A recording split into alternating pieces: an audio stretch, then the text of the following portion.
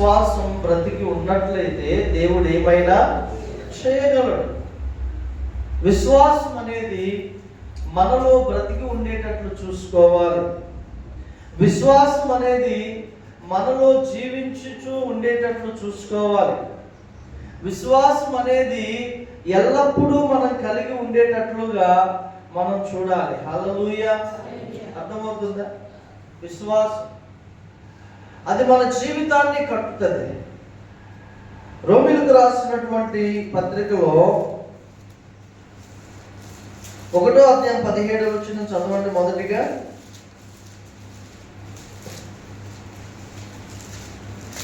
నీతిమంతుడు విశ్వాసమూలంగా జీవించునని రాయబడిన ప్రకారం అంతకంత విశ్వాసము కలిగినట్లు దేవుని నీతి దాని యందు బయలుపరచబడుచున్నది. చూశారా అండి? విశ్వాస మూలంగా నీతిమంతుడు ఎలా బ్రతుకుతాడంట? విశ్వాస మూలంగా. నీతిమంతుడు విశ్వాసము. ఏంటి విశ్వాసం? ఇప్పుడు నీకు ఒక సమస్య వచ్చిందండి, అది నీ వల్ల కావట్లేదు. నీ శత్రువులు నీకు వ్యతిరేకంగా పోరాడుతున్నారు, కానీ వారిని నువ్వు ఎలా జయించాలో నీకు తెలియదు. తెలిసినా నీకు శక్తి సరిపోదు, నీ వల్ల కాదు. అప్పుడు నువ్వేం చేయాలి? నువ్వు ఒకటే చేయాలి, నేను నా ప్రభువుని విశ్వసిస్తాను, ఆయనే ఈ కార్యం చేసి పెడతాడు. హల్లెలూయా. నేను దేవుణ్ణి విశ్వసిస్తాను, దేవుడే నా పక్షమున కార్యం సిద్ధం చేస్తారు. ఆమేన్. విశ్వాసం అనేది మనలో ఉంటే మనం ఎల్లప్పుడూ జీవిస్తూ ఉంటామండి. శ్రమ దినమున యుద్ధకాలం ముందు దేవుడిని తలను కాస్తాడు. మనలో ఉండే సమస్య ఏంటో చెప్పమంటారండి? మనకేదైనా సమస్య వచ్చినప్పుడు, మనకేదైనా కరువు వచ్చినప్పుడు, మనకేదైనా ఇబ్బంది వచ్చినప్పుడు మనము దేవుని యందు విశ్వాసం ఉంచుతాం. దేవుడే నా దిక్కన్నట్లుగా ఆయన మీద ఆధారపడతాం. దేవుడు ఇది చేయగలడు అని బలముగా మనం విశ్వసిస్తాం. ఆ కార్యము జరిగిన తర్వాత మరలా మనము ప్రశాంతంగా ఉంటాం. ప్రశాంతంగా ఉండటం అంటే ఇంకా ఆ విషయమై మనము చాలా నిర్లక్ష్యముగా ఉంటాం. దేవుని విషయమై ఏదో సునాయాసంగా మన భక్తిని కొనసాగిస్తూ ఉంటాం. వాస్తవంగా అది సరి అయినది కాదు. మనం ప్రతిరోజు విశ్వాసంలో అభివృద్ధి చెందుతూనే ఉండాలి. హల్లెలూయా. ఆమేన్. రోమా 10:17 వచనం చూడండి. కాగా వినుట వలన విశ్వాసము కలుగును, వినుట క్రీస్తును గూర్చిన మాట వలన కలుగును. హల్లెలూయా. హల్లెలూయా. కాగా వినుట వలన విశ్వాసం కలుగును, అది క్రీస్తును గూర్చిన మాట వినుట వలన. ఆమేన్. చూడండి, మీ జీవితంలో ఎంతో కృంగిపోతూ ఉంటారు విశ్వాసులు, ఎంతో నలిగిపోతూ ఉంటారు. ఈ సమయంలో దేవుడు తన సేవకులను పంపిస్తాడు. వాళ్ళు ఎంతో వేదనతో ఉంటారు, రోగముతో బాధింపబడుతూ ఉంటారు.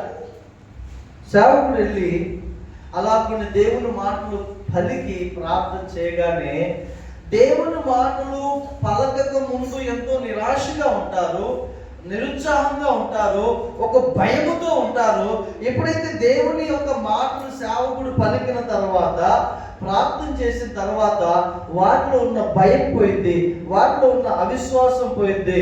వారు అనుకుంటారు, దేవుడు నాకున్నాడుగా, నేను ఎందుకు కృంగిపోవాలని వారిని వారు ధైర్యపరుచుకుంటారు. హల్లెలూయా.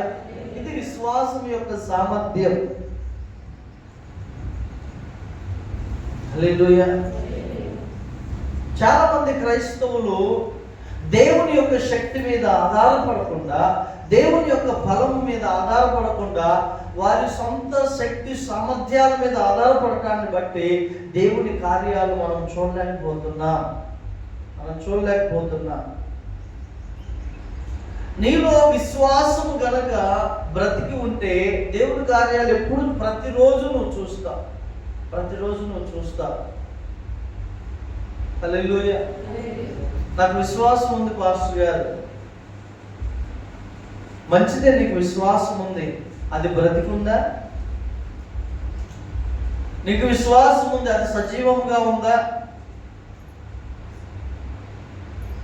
ఉండేటట్లుగా మనం చూసుకోవాలి. కొరింథీయులకు రాసిన పత్రికలో పౌలు అంటాడు చూడండి, 2 కొరింథీ 13:5 చదవండి ఒకసారి. 2 కొరింథీ 13:5. మీరు విశ్వాసము గలవారై ఉన్నారో లేదో మిమ్మును మీరే శోధించుకొని చూచుకొనుడి, మిమ్మును మీరే పరీక్షించుకొనుడి. మీరు భ్రష్టులు కాని ఎడల యేసుక్రీస్తు మీలో ఉన్నాడని మిమ్మును గురించి మీరే ఎరుగరా. చూసారంటే మీరు విశ్వాసము గలవారై ఉన్నారో లేదో మిమ్మల్ని మీరే శోధించుకొని చూచుకోనండి. ఎప్పుడు మనం పరీక్ష చేసుకోవాలంటే, ఎల్లప్పుడూ మనం పరీక్ష చేసుకోవాలి. నాలో విశ్వాసం స్థాయి ఎలా ఉంది, ఎంత ఉంది? హల్లెలూయా, హల్లెలూయా. ఒకసారి ఈ కవర్ తీసుకుంటారు, ఈ వండి పెట్టడం పిల్లలు చూసారా అండి. మనం విశ్వాసం గలవారు ఉన్నామో లేదో పరీక్షించుకోవాలి. ఎల్లప్పుడూ మనం పరీక్షించుకోవాలి, ప్రతి రోజు మనం పరీక్షించుకోవాలి. ఒక మాట జాగ్రత్తగా వినండి, నీలో విశ్వాసపు స్థాయి తగ్గిపోతుంది అంటే నువ్వు చిన్నగా లోకం వైపు, పాపం వైపు ఆకర్షితుడవుతావు. లోకం వైపు, పాపం వైపు ఆకర్షితుడవుతావు. మనలో విశ్వాసం అనేది పెరిగే కొద్దీ పరలోకం మనకు దగ్గర అవుతూ ఉంటది. హల్లెలూయా. మనలో విశ్వాసం అభివృద్ధి చెందే కొలది పరలోకం మనకు దగ్గర అవుతుంది. వినుట వలన విశ్వాసం కలుగును, అది క్రీస్తును గురించిన మాటల వలనే మనకు విశ్వాసం కలుగుద్ది. హల్లెలూయా. లేకపోతే ఏమండి, సహజంగా మనుషులు ఎదుటి వ్యక్తి ధైర్యపరిచే వాటి మీద 60% ఆధారపడతారు. 60% ఆధారపడతారు. అందుకే దేవుని వాక్యము సెలవిస్తుంది, మీరు ఒకరినొకరు పురికొల్పుకొనుడి, అంటే ఒకరినొకరు ధైర్యపరచుకొనుడి. హల్లెలూయా. ఒకరినొకరు హెచ్చించుకొనుడి, ఒకరినొకరు ఆదరించుకొనుడి. మన విశ్వాసంను సన్నగిల్లిపోవద్దు. ఒకటే మనం చేయాల్సి, ప్రభువా ఇది నేను నా వల్ల కాదు, ఇది నేను చేయలేను, ఇది నీవు మాత్రమే చేయగలవని నేను నిన్ను విశ్వసిస్తున్నా. హల్లెలూయా. ప్రభు ఏమన్నాడు, ఇది మనుషులకు అసాధ్యమే కానీ దేవునికి సాధ్యం అంటూ మళ్ళీ అంటాడు, దేవునికి సమస్తము సాధ్యమే. హల్లెలూయా. కొన్నిసార్లు ఇంత ముందున్న పరిస్థితులు, దేవుడు కార్యం చేసిన తర్వాత జరిగే పరిస్థితులను చూస్తే నాకు ఆశ్చర్యం వేస్తుంది. దేవుడు ఎంత గొప్పవాడు, ఎంత గొప్పవాడు దేవుడు. దేవుడు బిడ్డారా, నీలో విశ్వాసము బలముగా కార్యం చేస్తుంది కాబట్టి నీకు ఇంటికాడ ఉండ వీలై కూడా ఏమండి, ప్రతికూల పరిస్థితులు ఉన్నా కూడా నువ్వు పరిగెత్తుకుంటూ వచ్చావు. కారణం ఏంటంటే నీలో ఉన్న విశ్వాసం నిన్ను దేవుణ్ణి ఆరాధించేటట్లుగా చేస్తుంది. హల్లెలూయా. చాలా మంది విశ్వాసంలో దిగజారిపోతున్నారు, విశ్వాసంలో పడిపోతున్నారు, వారి యొక్క విశ్వాసాన్ని విడిచిపెడుతున్నారండి. ప్రభువే చెప్పారు, ఏమని చెప్పారు? లూకా సువార్తను ఒకసారి చదవండి. ఆ మాట ఎవరైనా చదవగలరా?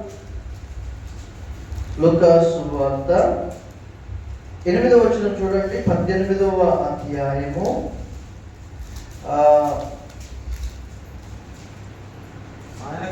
ఆయన వారికి త్వరగా న్యాయం తీర్చును, వారి విషయమే కదా ఆయన దీర్ఘశాంతం చూపుచున్నాడని మీతో చెప్తున్నాను. హల్లెలూయా, హల్లెలూయా. ఒక నిమిషం బ్రదర్, లూకా సువార్త 6వ అధ్యాయంలో చూడండి ఒకసారి.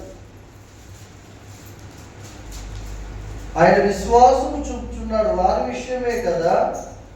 ప్రభు అంటాడు, మనుష్య కుమారుడు భూమి మీదకి వచ్చినప్పుడు ఆయన విశ్వాసమును కనుగొనునా అనే మాట చూడండి. ఎందుకు ఆ మాట ఆయన అంటున్నారు అని అంటే, పరిస్థితులు అలాగున ఉంటాయి.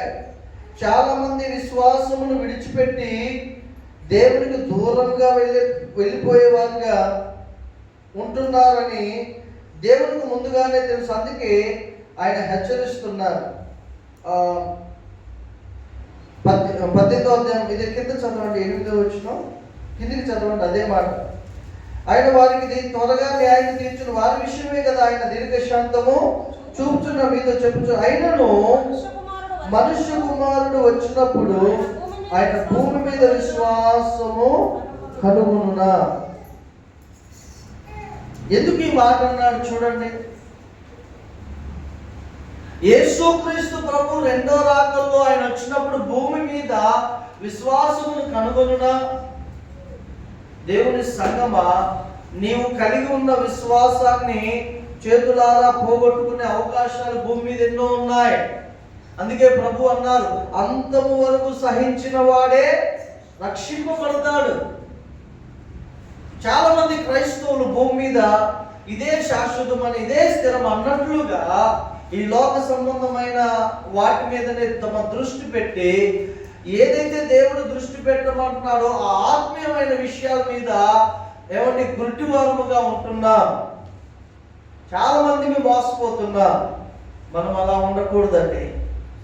విశ్వాసం, మనము రక్షింపబడిన తొలి దినమున ఎటువంటి విశ్వాసము దేవుని యందు మనం కలిగి ఉన్నామో ఆ యొక్క విశ్వాసాన్ని కడవరకు మనము చేత పట్టుకొని ఉండాలి. హల్లెలూయా. మనుష్య కుమారుడు భూమి మీదకి వచ్చినప్పుడు ఆయన విశ్వాసమును కనుగొనునా. పౌలు ఏమన్నాడు 4 ఏళ్ళు తిమోతికి రాసిన 2వ పత్రికలో, నేను భూమి మీద మంచి పోరాటము పోరాడి తిని నా పరుగు కడముట్టించి తిని విశ్వాసమును ఈ దినాన్ని మనం కాపాడుకోగలుగుతున్నాం. ఆ విశ్వాసాన్ని ఎంతమంది క్రైస్తవులు వారు కలిగిన విశ్వాసాన్ని పోగొట్టుకుంటున్నారండి. ఆ దేవుడు నాకు ఏం చేశాడండి, ఇంతగా వస్తే మాకేం చేశాడండి. ఒక చెల్లి అంటుందంట, ఏమండి మాకు చర్చికి రాబుద్ది కావట్లేదండి, ఎక్కడెక్కడికో వెళ్ళబుద్ధి అవుతుంది కానీ చర్చికి మాత్రం రాబుద్ది కావట్లేదు. ఎందుకు రాబుద్ది కావట్లేదు? దేవుని బిడ్డలారా, సాతానుడు ముందుగానే దేవుడు చెప్పాడు, నేను అనేకుల్ని చెరపట్టవలన వాడు తిరుగుచున్నాడు, ఎవరిని మృంగుదుడాన్ని గర్జించి సింహం వలె తిరుగుచున్నాడు. మనం వాడికి అవకాశం ఇవ్వకూడదండి. ఈమె ఎంత మంచి విశ్వాసి, ఈయన ఎంత మంచి విశ్వాసి. ఈ సాక్ష్యం మనం కలిగి ఉండాలండి. మరలా చెప్తున్నాను, నీవు ఈ భూమి మీద నుంచి పరలోకం వెళ్ళాలంటే నీకు డబ్బు బంగారం నగలు ఇవి కాదు నేను తీసుకెళ్ళేది. ఒకవేళ వచ్చినా అవి నీకు తీసేస్తారు. నేను తీసుకెళ్ళేది పరలోకం నీవు కలిగి ఉన్న విశ్వాసం. హల్లెలూయా. విశ్వాసమే. ఏంటమ్మా ఆదివారం మందిరానికి వెళ్తున్నాం, రావచ్చుగా, సరదాగా సినిమాకి వెళ్తాం, మేమందరం వెళ్ళట్లేదా? రండి పెళ్లికి వెళ్తాం, మేమందరం వెళ్ళట్లేదా? మీ విశ్వాసాలు వేరు, నా విశ్వాసం వేరు. నేను ఆదివారం మందిరానికే వెళ్ళాలి. హల్లెలూయా. మనం చెప్పానుగా, ఒక ఆమె పూలు పెట్టుకొని అనావుడిగా వచ్చి పాస్టర్ గారిని ఎదిరించి, నేను ఫంక్షన్కి వెళ్తున్నా ప్రార్థన చేయి, ప్రార్థన అయిపోయినాక వెళ్ళమ్మా, నేను విన్ను నీ మాట, నాకు ప్రార్థన చేయి. ఈమె డబ్బున్న వ్యక్తి అంట. చాలాసార్లు చూడండి, సంఘంలో దైవజనులు ఏదన్నా విశ్వాసం తప్పు చేస్తే గద్దిస్తే ఇంకా అడిగేస్తారు, ఇంకా ముఖం మార్చేస్తారు. వాక్యం ఏం చెప్తుంది తెలుసా? పరిశుద్ధులు కొట్టుట గద్దించుట నీకు తైలాభిషేకం, అట్టి అభిషేకమును నేను త్రోసివేయకుందును అంటాడు. ఒకసారి చూడండి, ఎక్కడ ఉంటుందమ్మా ఆ మాట? నాకు తెలుసు, మీకు తెలుసా? ఎక్కడ ఉంటుందమ్మా? సామెతల గ్రంథంలో ఉంటుందా? మత్తయి సువార్తలో ఉంటుందా? ఎక్కడ ఉంటుంది? ఎవరు మాట్లాడట్లేదు. కీర్తనల గ్రంథం అక్కడ దేవుని మాట వ్రాయబడింది. Thank you holy spirit. పరిశుద్ధులు కొట్టుట గద్దించుట నాకు తైలాభిషేకం. దేవుని బిడ్డలారా, అట్టి అభిషేకాన్ని మనం త్రోసివేస్తే ఏమండి, ఎంత మనల్ని మనం కోల్పోతామో అది చాలా భయంకరమైనటువంటి పరిస్థితి. ఈరోజు ఉదయకాలం ఒక వ్యక్తిని నేను ప్రేర్ చేస్తుంటే ఒక విషయమై ఆ వ్యక్తిని ప్రభు గుర్తు చేస్తున్నాడు. ఎక్కడుందా మాట? కీర్తనల గ్రంథం మీకు దొరకలేదమ్మా? 5వ వచనం చదవండి. 141వ కీర్తన. యెహోవా నా నాటికి పాపము చేయు వారితో 141వ కీర్తన 5వ వచనం. నీతిమంతులు నన్ను కొట్టుట నాకు ఉపకారము, వారు నన్ను గద్దించుట నాకు తైలాభిషేకము, నేను అట్టి అభిషేకమును. సంఘం ఎలా ఉండాలో తెలుసా అండి? దైవజనుడు స్వేచ్ఛగా గద్దించేటటువంటి తగ్గింపుకు సంఘ బిడ్డలు ఉండాలి. నీకు ఎన్ని లక్షలైన ఉండొచ్చు, నీకు ఎంత ఉద్యోగమైన ఉండొచ్చు, నీకు ఎంత వ్యాపారమైన ఉండొచ్చు, నీకు ఎంత బంగారమైన ఉండొచ్చు, కానీ సంఘములో ఎలా ఉండాలి అంటే దైవజనుడు గద్దించడానికి, నువ్వు ఏదన్నా చిన్న తప్పు చేస్తే నిన్ను గద్దించుటకు స్వేచ్ఛ నువ్వు కలిగి ఉండాలి. నన్ను గద్దిస్తావా అని సంఖలో పెట్టుకున్నారు. దేంటి సంఖలో పెట్టుకునేది? బైబిల్. అట్టి అభిషేకమును నేను త్రోసివేయకుందును గాక. టీచర్ ఎంత కొడితే స్టూడెంట్ అంత జ్ఞానవంతుడు అవుతాడు తెలుసా మీకు? అక్కడ కొట్టొచ్చు, కానీ మందిరంలో ఏంటి పాస్టర్ గారు మీరు మమ్మల్ని అర్థమేంటి? నో. దేవుని బిడ్డలారా, శిక్షను తృణీకరిస్తే సామెతల గ్రంథంలో ఉంటుంది, అది మంచిది కాదు. శిక్షను తృణీకరిస్తే మన శాపగ్రస్తులైతే. నన్ను 2 పాస్టర్స్ కొట్టారు నేను నేర్చుకునేటప్పుడు, మామూలు కొట్టుడు కాదు. నేను ఎప్పుడు తృణీకరించలే, అంగీకరించా. ఎందుకు తెలుసా? నిజంగా దైవజనుడు కొడితేనండి, దైవజనుడు గద్దిస్తే ఎంత ఆశీర్వాదం తెలుసా అది. హల్లెలూయా. కలుగురులో పాస్టర్ గారు ఉన్నాడు. ఏమి తిడతాడంటే వాళ్ళని ఎంత భయంకరంగా గద్దిస్తాడంటే, అయినా వారు వేరే చర్చికి వెళ్ళరు. పాస్టర్ గారు నేను చిన్న మాట అంటే మా విశ్వాసులు వెళ్ళిపోయారండి. నువ్వు ఎంత తిట్టినా కానీ నీ దగ్గరే పడి ఉంటారు. ఏంటంటే ఆ అభిషేకాన్ని వాళ్ళు గుర్తించారు కాబట్టి ఉంటారయ్యా. హల్లెలూయా. దేవుని బిడ్డలారా, ఎల్లప్పుడూ మనం భయం కలిగి ఉండాలి, భక్తి కలిగి ఉండాలి. నన్నే అన్నాడు పాస్టర్ గారు, నిన్న నాపోతే మీ పక్కింటి వాళ్ళు అంటారేంటి? మిమ్మల్ని అనాలి. ఎవరిని అనాలండి? వేరే వాళ్ళని దూరుకుంటారా? సరిచేయబడటానికి మన హృదయం ఇష్టపడినప్పుడు అండి మనలో గర్వం ఏమాత్రం ఉంటుంది. హల్లెలూయా. సరిచేయబడటానికి మనం ఇష్టపడాలి. ఆమె అప్పుడే మనలో అభిషేకము డెవలప్ అయింది. మనలో అభిషేకము అది అధికమవుతూ ఉంటుంది. ఇప్పుడు ఒక వ్యక్తిని గద్దించినప్పుడు ఆ వ్యక్తి సంఘంలో బైబిల్ పట్టుకొని ఉరికారు అనుకోండి, ఆయన మీద సేవకునికి దయ కనికరం ఉంటుందా? ఉంటుందా అండి? అలా పోనీ సేవకునికి అలా పోనీ ఈ వాక్యము అతన్ని ఆశీర్వదించే విధంగా ఉంటుందా? గద్దించుట ఏమండి ఉంటుందా? ఆ మాట చూడండి. నీతిమంతులు నన్ను కొట్టుట నాకు ఉపకారము, వారు నన్ను గద్దించుట నాకు తైలాభిషేకం. మనమేమో ఎక్స్పెక్ట్ చేస్తాం తెలుసా బ్రదర్? పాస్టర్ గారు పొగుడుతూ ఉండాలి, నమ్ముతూ ఉండాలి. మీరు ఒకటే గుర్తు పెట్టుకోండి, ఏ సేవకుడైతే నిన్ను నమ్ముతూ నిన్ను పొగుడుతూ ఉన్నాడో వారు నిన్ను ప్రేమించేవాడు కాదు. నువ్వేదో ఇస్తున్నావు, నీ ద్వారా ఏదో లాభం కలుగుతుంది, దానిని చూసి నేను హాయిగా నమ్ముతున్నాడు. అది ఆయన దగ్గరకు వచ్చిన తర్వాత నిన్ను తేడాగా చూడటం ప్రారంభమైంది. నాకు తెలుసు, నా అనుభవం ఉందా. హల్లెలూయా. దేవుని బిడ్డలారా, యేసు ప్రభువే చెప్పాడు, పొగడ్తలు తీసుకోకండి, అది మిమ్మల్ని సమాధికి తీసుకెళ్తాయి. పేతురు వచ్చాడు, ప్రభువా ప్రభువా ప్రభువా ఇదిగో నీకు కిరీటం అంటాడు. యేసుప్రభు అంటాడు, సైతాన్ నా వెనక్కి పో అంటాడు యేసుప్రభు.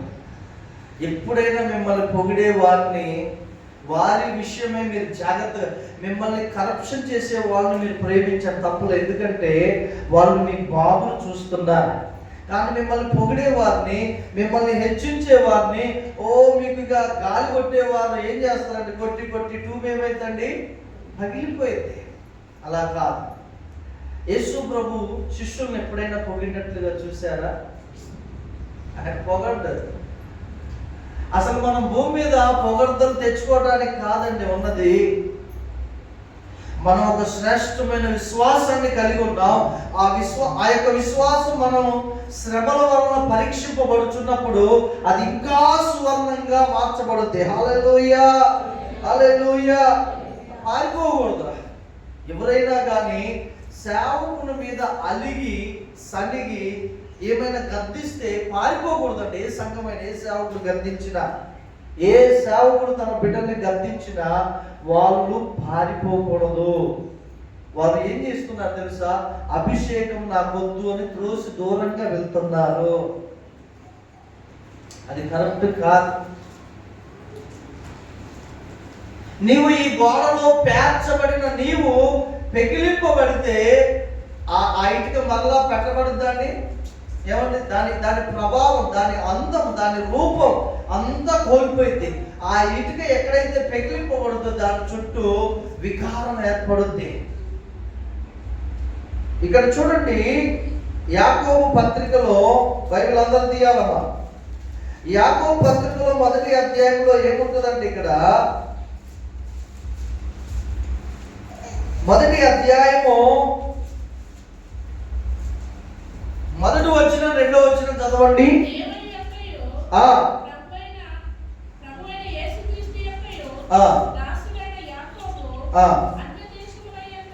అన్య దేశముల యందు చెదరి ఉన్న, ఈ మాట నోట్ చేసుకోండి, అన్య దేశముల యందు.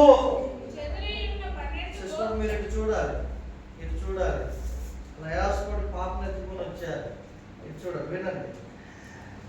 చెదరి ఉన్న 12 గోత్రముల వారికి శుభమని చెప్పి వ్రాయినది, నా సహోదరులారా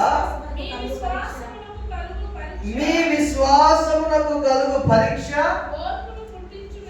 ఏ కలిగి పరీక్ష? మీ విశ్వాసమునకు కలుగు పరీక్ష ఓర్పు పుట్టించునని ఎరిగి మీరు నానా విధములైన శోధనలో పడినప్పుడు అది మహానందమని ఎంచుకొనుడి. హల్లెలూయా, హల్లెలూయా. అది మహానందమని ఎంచుకొనుడి. విశ్వాసమునకు కలుగు పరీక్ష ఓర్పు పుట్టించునని. దేవునికి మహిమ కలుగును గాక. హల్లెలూయా. ఎంత ఆశ్చర్యం అండి. వాస్తవంగా మన విశ్వాసంలో డెవలప్ కావాలి అంటే అలా కూర్చుంటే కాదు. మీకు చాలా మందికి తెలుసో తెలియదో కానీ మనలో విశ్వాసం డెవలప్ కావాలి అని అంటే అది ఎలా డెవలప్ అయింది అంటే శ్రమల ద్వారానే అది డెవలప్ అయింది. హల్లెలూయా. అర్థమవుతుందా మీకు? పాస్టర్ గారు నాకు ఎందుకంటే ఈ శ్రమలు, మీకు అర్థమయ్యేటట్టు చెప్తున్నాను. మీరు శ్రమ రాకముందు మీ విశ్వాసం ఎలా ఉంది ఒకప్పుడు, ఇప్పుడు శ్రమలు అనుభవిస్తున్నప్పుడు మీ విశ్వాసం ఎలా ఉంది? ఖచ్చితంగా డెవలప్ అయింది అంతే. హల్లెలూయా. విశ్వాసం అధికమైనది కేవలం శ్రమల ద్వారానే. యోబు ఏమన్నాడు? నేను శోధింపబడిన మీదట సువర్ణముగా మారెదను అన్నాడు. మధ్యలో పవన్ బ్రదర్ వాళ్ళ అమ్మగారు స్టోన్స్ రాకముందు ఆమె విశ్వాసం వేరు, అది వచ్చిన తర్వాత ప్రతి ఆదివారం ఆత్మలు ఎంత బలపడుతున్నారు, పొద్దున్నే వచ్చి ఎన్ని పాటలు పాడుతున్నారు దేవుణ్ణి. హల్లెలూయా. శ్రమ మన విశ్వాసాన్ని పెంచుద్ది, కృంగది. అది ఎప్పుడు గుర్తుపెట్టుకోండి. నాకేంటి ఈ శ్రమలు అనుకున్నావా, వెళ్ళిపోతా, ఎక్కడికో వెళ్ళిపోతా. ఈ శ్రమ వచ్చింది అంటే, ఈ పరీక్ష వచ్చింది అంటే నాకు ముందు ఏదో బహుమతిని దేవుడు సిద్ధపరిచాడు. హల్లెలూయా. షడ్రక్ మేషక్ అబేద్నెగోలకి అగ్ని పరీక్ష వచ్చిందా రాలేదండి? అగ్నిలో వేస్తున్నారు. అంతకుముందు వారి విశ్వాసం ఏంటి, దాని తర్వాత ఇంకా వారిని వారిని పరీక్షించగలదా, ఏదైనా ఓడించగలదా? అగ్నియే వారి విశ్వాసం ఎదుట నిలవలేకపోయింది, ఇంకేది నిలవబడగలదండి? వారి యొక్క విశ్వాసమును చూచి దేశమంతటా వారి దేవుణ్ణి అంగీకరించారు, రాజుతోటి సహా. హల్లెలూయా, హల్లెలూయా. నువ్వు శ్రమల వలన పరీక్షింపబడక విశ్వాసంలో నీ యొక్క విశ్వాసం డెవలప్ అయింది, నీ విశ్వాసం అభివృద్ధి చెందుతుంది. నువ్వు ఎంత నలగొట్టబడతావో అంతగా నీలో క్రీస్తు ఆయన ప్రతిబింబముగా నువ్వు మార్చబడుతూ ఉంటావు. హల్లెలూయా. సరే, కొన్ని విషయాలు, ఒక విషయం నేను చెప్పి నేను ప్రార్థన చేస్తాను. సో విశ్వాసం మనలో డెవలప్ అవ్వాలంటే శ్రమల వలన పరీక్షింపబడాలి. ఆమేన్, హల్లెలూయా. ఇక్కడ ఒక మాట రాయబడి ఉంటుంది, ఏమనంటే ఇదే 2వ అధ్యాయం, యాకోబు 2వ అధ్యాయము 5వ వచనం చూడండి. ఆలకించుడి, ఈ లోక విషయంలో దరిద్రులైన వారిని విశ్వాసమందు భాగ్యవంతులుగా, దేవునికి స్తోత్రం. హల్లెలూయా. ఈ లోక విషయంలో దరిద్రులైన వారంటే దాని అర్థం ఏంటి? హలో, ఈ లోక విషయంలో దరిద్రులైన వారంటే దాని అర్థం ఏంటి? ఇప్పుడు యవనస్తుడు ఉన్నాడంటే మన సంఘంలో, లోకాన్ని అమితముగా అనుభవించవచ్చు, ఎంజాయ్ చేయొచ్చు, కానీ అది నాకు వద్దు అని దరిద్రుడుగా తాను ఉంచుకుంటున్నాడు లోక విషయమై. హల్లెలూయా. లోక విషయమే దరిద్రుడిగా ఎంచబడుతున్నాడు, కానీ విశ్వాస విషయమే ఎలా ఎంచబడుతున్నాడు? ఆ మాట మీరు అందరూ చెప్పాలి. భాగ్యవంతుడిగా, దేవునికి స్తోత్రం. ఏ విశ్వాసం అయితే లోకంలో భాగ్యవంతుడిగా ఉండాలని ఆశపడతాడో విశ్వాస విషయంలో దరిద్రుడిగా ఉండిపోతాం. నాకు ఈ లోకం వద్దు, ఈ పాపం వద్దు, ఈ వ్యభిచారం వద్దు, ఈ త్రాగుడు వద్దు, ఈ లోక స్నేహాలు వద్దు, నాకు దేవుడే కావాలి, విశ్వాసం కావాలని ఉంటే ఈ యొక్క విశ్వాసం అందు నువ్వు భాగ్యవంతుడిగా, భాగ్యవంతురాలుగా దేవుడు ఉంచుతాడు. హల్లెలూయా. అవునా కాదా చెప్పండి? ఇప్పుడు యోసేపు ఉన్నాడండి, యోసేపుకు మంచి అవకాశం వచ్చింది. యోసేపు ఆ యొక్క పోతీఫరు భార్యతో పాపం చేసే విషయంలో తనను తాను దరిద్రునిగా ఎంచుకున్నాడు. నేను ఇది చేయను అని లోక విషయమై దరిద్రునిగా ఎంచుకున్నాడు. కానీ యోసేపుని విశ్వాసమందు దేవుడు ఎలా ఉంచాడు? భాగ్యవంతుడిగా, పరిశుద్ధుడు. అదే వచ్చిన మీరు కంటిన్యూ చేస్తే, తను ప్రేమించి వారికి తాను వాగ్దానం చేసిన రాజ్యమునకు వారసులుగా ఉండటకు దేవుడు ఏర్పరచుకునలేదా? హల్లెలూయా. లాజరు అయ్యా నేనున్నా, నీవు ఈ రాజ్యాన్ని అనుభవించు లాజరు. ఏ ధనవంతుడా, నీవు ఈ లోకాన్ని అమితముగా అనుభవించావు, నీకు ఇష్టమైనది జీవించావు, నువ్వు విశ్వాసమందు దరిద్రుడు అయిపోయావు, నువ్వు అక్కడే నరకంలోనే. లాజరు, నువ్వెంతో కష్టాన్ని అనుభవించావు, కురుపులు పుండ్లు, అయినా నువ్వు పాపం చేయలేదు, దేవుని యందు భక్తి కలిగి నీ విశ్వాసాన్ని ఆ శ్రమంలో డెవలప్ చేసుకున్నావు. రోగమైనప్పటికీ నీవు కలిగి ఉన్న విశ్వాసాన్ని డెవలప్ చేసుకున్నావు. ఇదిగో నువ్వు దేవుని ప్రజలతో సుఖాన్ని అనుభవించు. హల్లెలూయా. తండ్రివైన అబ్రహాము అలా అనుకో, ప్లీజ్ తండ్రివైన అబ్రహాము అలా అనుకో. అలా అనకపోయినా నీకు నాకు మధ్యలో పెద్ద అగాధం ఉందయ్యా. హల్లెలూయా. అప్పుడు అగాధం ఉంది, కానీ ఇప్పుడు డైరెక్ట్ గా పైకే పరలోకానికి వెళ్ళిపోతాం మనం. దేవుణ్ణి ఎరగని వారు నేరుగా కిందికి వెళ్ళిపోతారు. దేవుని సంగమా, ఒక మాట, మనం బంగారము కలిగి ఉండటం పాపము కాదు, తప్పు కాదు, కానీ దానికంటే శ్రేష్టమైన విశ్వాసాన్ని మనం కలిగి ఉన్నామా? నీలో విశ్వాసం బ్రతికి ఉంటే దేవుడు ఏ కార్యమైనా చేయగలడు. హల్లెలూయా. లాస్ట్ మినిట్ లోనైనా ఆయన చక్రాన్ని అలా తిప్పగలడండి. నిజం, దేవుడు ఏదైనా చేయగలడు. ఆయన కార్యాలు వర్ణించడానికి మన వల్ల అయితే అండి. హల్లెలూయా.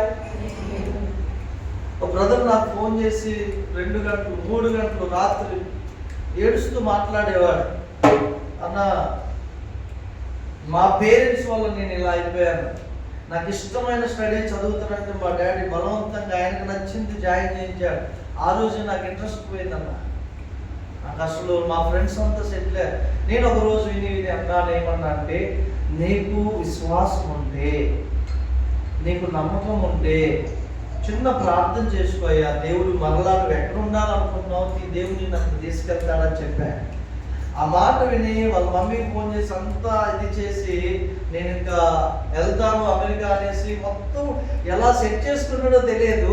ఒకరోజు ఫోన్ చేసి, నేను చెన్నై వెళ్తున్నాను, వీసా కావాలి, సెలెక్ట్ కావాలి పాస్టర్ గారు, ఇది ఫైనల్, ఇది ఇంపార్టెంట్, నా కోసం దయచేసి ప్రార్థన చేయండి. నేను ఆ రోజు ఆయన కోసం ఉపవాసం ఉన్నా, 1 గంటల వరకు ఉపవాసం ప్రార్థన చేస్తూనే ఉన్నా. అక్కడి నుంచి ఫోన్ వచ్చింది, పాస్టర్ గారు దేవునికి స్తోత్రం, నేను సెలెక్ట్ అయిపోయాను. హల్లెలూయా. లాస్ట్ మినిట్ చాలా మంది రిజెక్ట్ చేయబడ్డారు.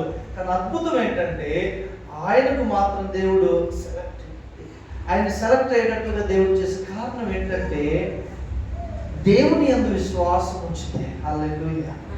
ఆ తర్వాత స్తుతి కూడికి పెట్టుకున్నాడు, వెళ్ళిపోయాడు. ఇప్పుడు కంప్లీట్ అయిపోయింది. ఇప్పుడు 2 నెలల్లో ఎంఎస్సీ కంప్లీట్ అయిపోయింది. Next job. ఆయనకున్న సంతోషం, నేను నా స్నేహితుల వలె నేను ఏదైతే ఆశపడ్డానో చివరికి దేవుడు నాకు అనుగ్రహించాడు. హల్లెలూయా. దేవుని బిడ్డలారా, నీవు విశ్వాసం కనుక కలిగి ఉంటే దేవుడు నీ విశ్వాసమును బట్టి ఆయన కార్యం చేస్తాడు. అందుకే సంగమా, మీరు మీ జీవితంలో కానీ మీ బిడ్డల జీవితంలో కానీ విశ్వాసము ద్వారా గొప్ప వాటిని అడగండి, చిన్నవి అడగండి. హల్లెలూయా. గొప్ప వాటిని అడగండి, అవి తప్పకుండా కార్యం. ఉదాహరణకు ఒక మాట చదివించి నేను ప్రార్థన చేస్తాను. ఉదాహరణకు ఒక మాట చదివించి రాజులు 2వ గ్రంథం, దయచేసి రాజులు 2వ గ్రంథం, రాజులు 2వ గ్రంథం 6వ అధ్యాయం, రాజులు 2వ గ్రంథం 6వ అధ్యాయము 24వ వచనం చదువుతారా?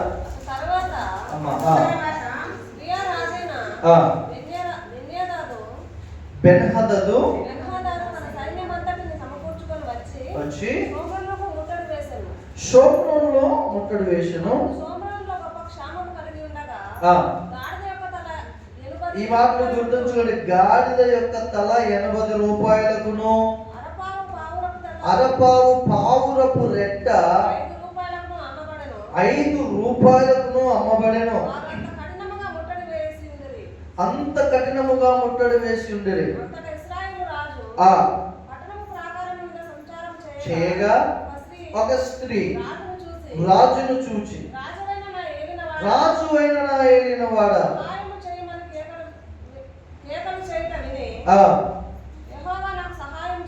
నేను చూడండి, రాజు అయిన ఏలిన వాడా సహాయం చేయమని కేకలు వేయట ఆ రాజు విని, యెహోవా నీకు సహాయం చేయండి, నేను ఎక్కడి నుండి నీకు సహాయం చేయుదును? కళ్ళములో నుండి అయినను ద్రాక్షగానులలో నుండి అయినను దేనినైనను ఇచ్చి సహాయం చేయ వల్లపడదని చెప్పి నీ విచారమునకు కారణమేమని అడగగా, అది అంటే ఆమె అంటుంది, ఈ స్త్రీ నన్ను చూచి నేటి ఆహారమునకు నీ బిడ్డనేమో రేపు మనము నా బిడ్డను భక్షించుదుమని చెప్పినప్పుడు మేము నా బిడ్డను వంట చేసుకొని తింటిమి. అయితే మరునాటి యందు నేను దాన్ని చూచి నేటి ఆహారమునకు నీ బిడ్డను ఇమ్మని అడిగితిని గాని అది తన బిడ్డను దాచిపెట్టినని చెప్పెను. రాజు ఆ స్త్రీ మాటలు విని తన వస్త్రములు చింపుకొని ఇంకా ప్రాకారం మీద నడిచిపోచుండగా, చూడండి దేవుని బిడ్డలారా, ఎంత భయంకరమైన కరువు చూడండి. అర్థమవుతుందండి? 2 స్త్రీలు మాట్లాడుతున్నారు ఆ కరువులో.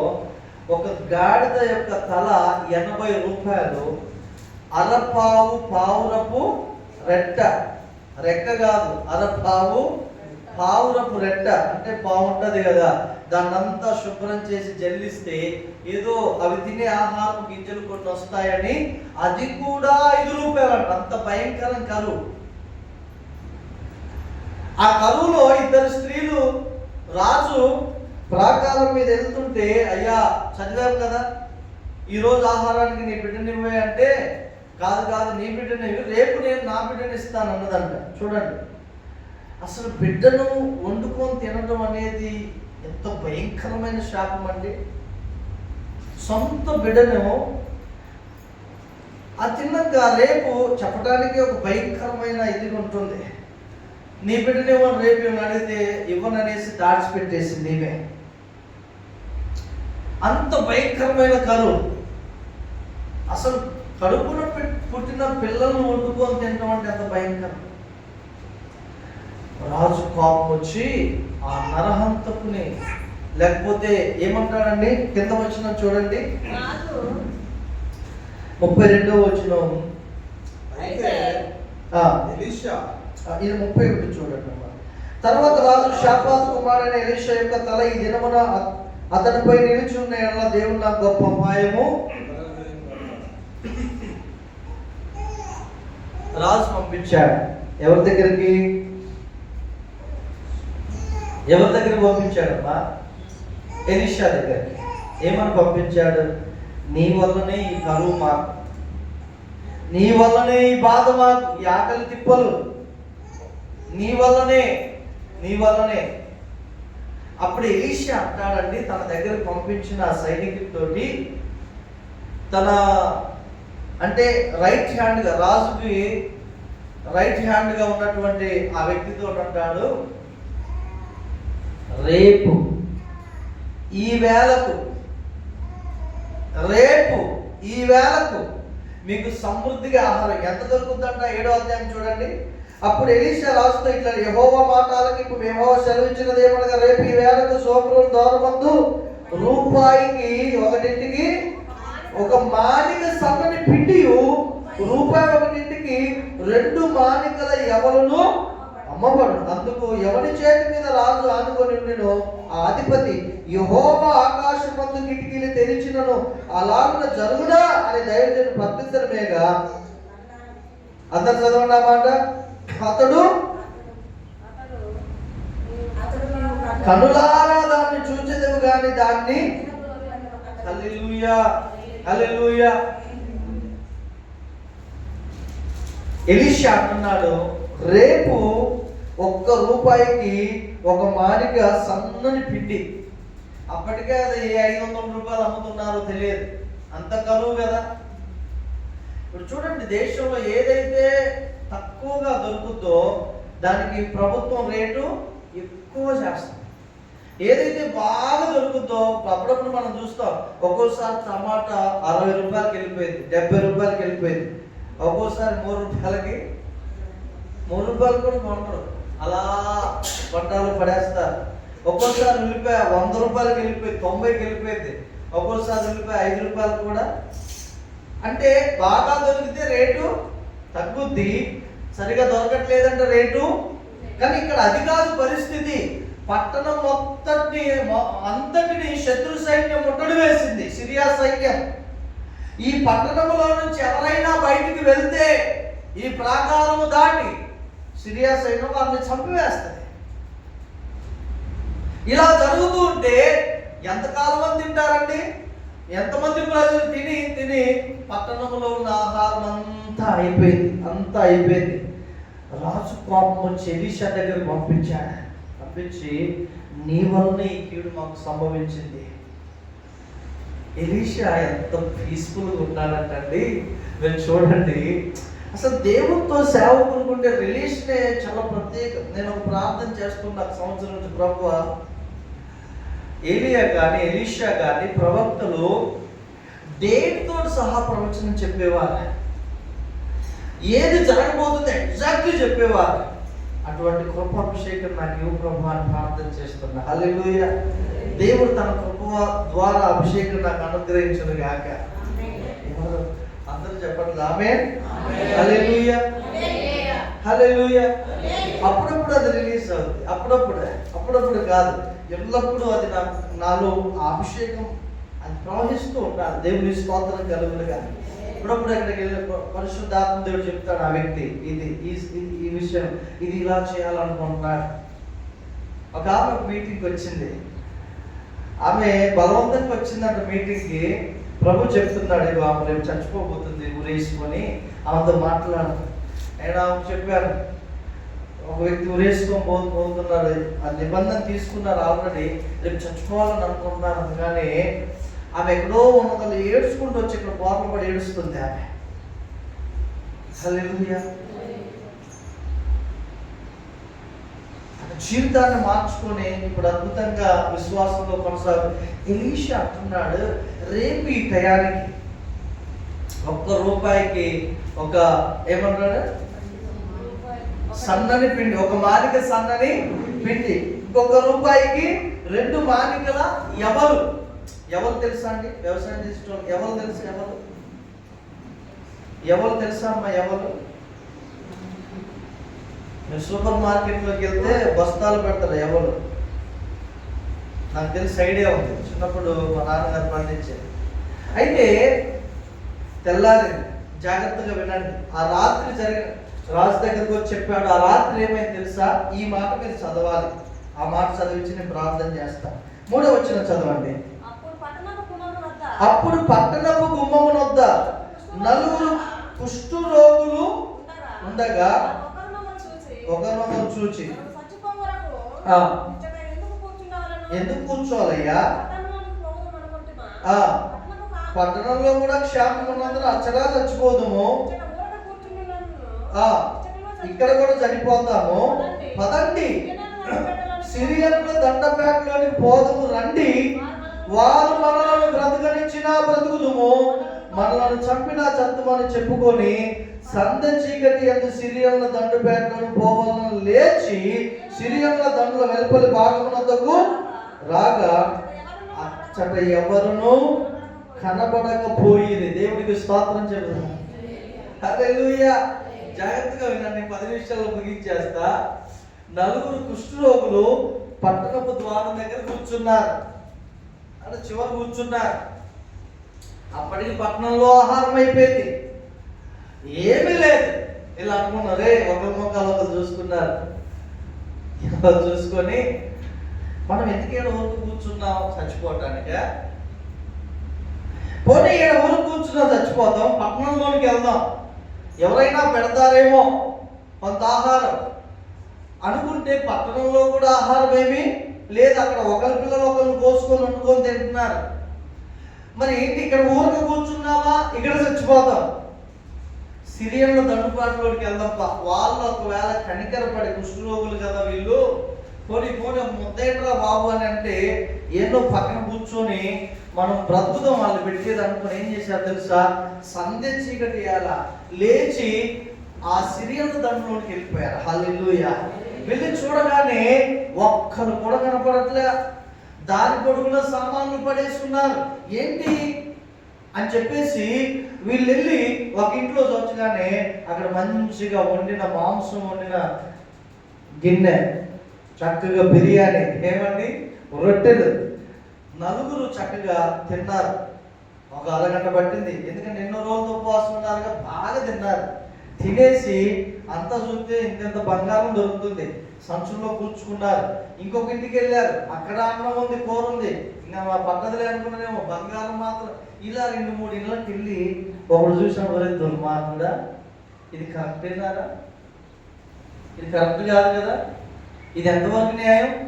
పదండి, ఎవ్వరు సిరియన్లు లేరని మన పట్టణంలో చెప్తే వాళ్ళు కూడా వచ్చి ఇది దోచుకుంటారు కదా అని అంటారు. అయితే వాళ్ళు లేకుండా ఉండడానికి ఒకటి జరిగింది. ఏంటంటే అది చూడండి, 6వ వచనం, 5వ వచనం చదవండి. 5వ వచనం,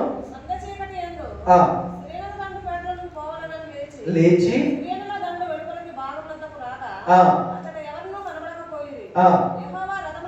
చూడండి, ఈ మాట అండర్లైన్ చేసుకోండి మీ మైండ్ లో. యెహోవా రథముల ధ్వనియు, గుర్రముల ధ్వనియు, గొప్ప సమూహము ధ్వనియు సిరియన్ల దండం వినబడినట్లు చేయగా దేవుడు వినబడిన చేయగా ఈ సిరియన్లు అంటున్నారు, మన మీదికి వచ్చుటకై ఇశ్రాయేలు రాజు హిత్తీల రాజుకును ఐగుప్తీల రాజుకును బద్దమిచ్చి ఉన్నాడని చెప్పుకొని లేచి తమ గుడారములోనైనను గుర్రములలోనైనా గాడిదలోనైనను దన్నుపేటలో ఉన్న వాటిలోనైనా ఏమీ తీసుకొనకయే తమ ప్రాణములు రక్షించుకున్నట్టు అనుకొని చాలు అనుకొని సంత చీకటి ఉన్నట్లుగానే పేట విడిచి సంత చీకటి ఏమైనా కనబడుద్దా? ఏమంటే సంత చీకటి ఏమైనా కనబడుద్దా? ఇప్పుడు రాత్రంతా పడుకొని ఉంటారండి, ఇప్పుడు ఆ చీకటి ఏమైనా కనబడి ఉంటుందా? దేవుడు ప్లాన్ చూడండి, దేవుడి ప్రణాళిక చూడండి. వీళ్ళకు ప్రేరేపణ ఇవ్వటం, ఆ రాత్రియే సంత చీకటి సిరియన్ల దగ్గరలోనికి రావటం, వాళ్ళు రావటమే దేవుడు వాళ్ళకి ఏ స్వరం వినిపిస్తున్నాడండి? యుద్ధముల ధ్వని, రథముల ధ్వని వినిపిస్తుంటే సిరియన్ల అరే శత్రువులు మనల్ని జయించడానికి ఈ ఇశ్రాయేల్ రాజు ఐగుప్తీయులకి ఇంకెవరికంట హిత్తీయుల రాజుకి బద్దమిచ్చి ఉన్నారా, ఇక మన పని అయిపోయిందని గుర్రం ఇప్పుడు కట్టేస్తారు కదండి, గుర్రాలని గాడిదని కట్టేస్తారుగా, అవి ఏమీ వద్దని ప్రాణములు రక్షించుకోవడానికి పరిగెడుతున్నారు. హల్లెలూయా. కానీ అక్కడ వస్తుంది ఎవరు? నలుగురు కుష్ఠరోగులు. ఎవరండి? నలుగురు కుష్ఠరోగులు వస్తుంటే దేవునికి కావాల్సింది కనీసం విశ్వాసము ద్వారా కుష్ఠరోగులున్నా చాలండి, ఆయన దేశాన్ని రక్షిస్తాడు. చెప్పండి కొట్టి ప్రభువుని మహిమపరుస్తాం. హల్లెలూయా, హల్లెలూయా. దేవునికి కావాల్సింది ఒక పాత్ర. ఆయన చూడండి, ఎలీషా అన్నాడు, రేపు ఈ టయానికి మీకు ఆహారం సమృద్ధిగా దొరుకుతుంది. నీ జీవితంలో దేవుడు కార్యం చేయడండి. ఈ కుష్ఠరోగులు నడుచుకుంటూ వెళ్తుంటే ఇప్పుడు వాళ్ళని బాగా తిని బలంగా ఉన్నారా? ఓపిక నీరసంగా వెళ్తున్నారు, చస్తామా బ్రతుకుతామా అన్నట్లుగా వెళ్తున్నారు, చిన్నగా వెళ్దామన్నట్టుగా. కానీ శత్రువుల చెవులకు ఏమి వినపడుతున్నాయి తెలుసా? గుర్రముల రథములు, ఏమండి రథముల ధ్వని వినబడుతుంటే అందరూ పారిపోయారు. దేవునికి మహిమ కలుగునగా అందరూ పారిపోయారు. వీళ్ళింట్లో వచ్చి 8వ వచనం చూడండి.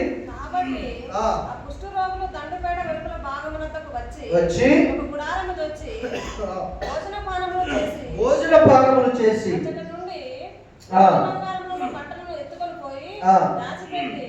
తిరిగి వచ్చి మరి ఒక గుడారము వచ్చి నుండి సొమ్ము ఎత్తుకొని పోయి దాచిపెట్టేది. వారు మనం చేయడానికి మంచి పని కాదని నేటి దినము శుభవర్తమానము గల దినము మనం ఊరకు నేల తెల్లవారు వరకు మనం వచ్చి ఉండిన ఏదైనా ఒక అపాయం మనకు సంభవించిన కనుక మనం వెళ్ళి రాజు ఇంటి అంటే ఈ రాత్రి జరుగుతుందండి ఈ యొక్క కార్యం.